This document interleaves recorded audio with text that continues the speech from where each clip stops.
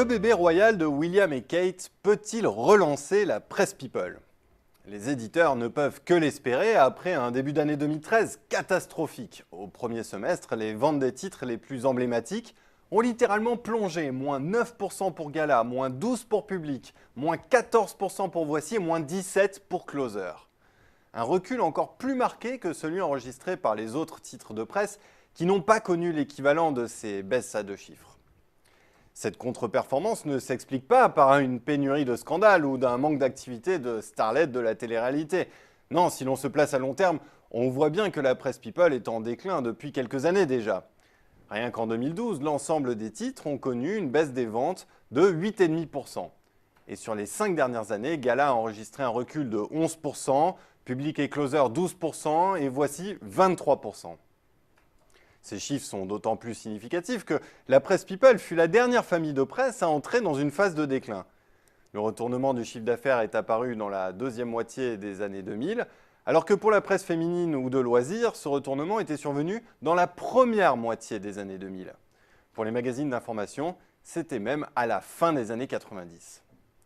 Ce retournement tardif, c'est d'ailleurs peut-être ce qui a provoqué le déclin de la presse people, puisque en se reposant sur leur laurier, les éditeurs ont peut-être un petit peu oublié d'innover. En effet, à la fin des années 2000, les lecteurs basculaient progressivement vers Internet. La preuve, c'est le succès de Webedia et de son site Pure People, qui aujourd'hui revendique 3 300 000 visiteurs uniques par mois. Ce site, lancé fin 2007, a conquis son public en offrant une profusion de contenu, pas loin de 80 articles par jour. Et puis l'instantanéité du web leur a permis de devancer tous les titres papier sur les scoops. Mais il n'y a pas que l'offre éditoriale pour séduire le lecteur. Webedia a aussi conquis les annonceurs. D'une part en attirant des cibles bien spécifiques, jeunes et féminines via le People. D'autre part en proposant de produire du contenu de marque, des campagnes de brand content, à destination de ces cibles à haute valeur ajoutée. À la clé, c'est un chiffre d'affaires de 20 millions d'euros en 2012, 2 fois celui de 2011, et une marge supérieure à 30%. Les magazines People, eux, ont complètement raté ce virage du web, à une époque où, il est vrai, leur déclin n'était pas encore enclenché. Leurs sites sont loin de constituer un relais de croissance, même si les audiences décollent. Plus 9% à un an pour Gala, 27% pour Voici, 60% pour Closer.